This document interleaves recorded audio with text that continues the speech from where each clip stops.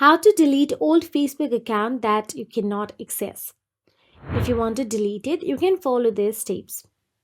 First of all you have to do is open the Facebook app on your mobile device and make sure you are logged into your Facebook account. Now, simply tap on the search address bar at the top right corner of your screen and search for the old Facebook account that you do not have access for. Make sure you remember the name or username of that Facebook account. All you have to do is type down the name and hit the search button available there and tap on the profile of your old account.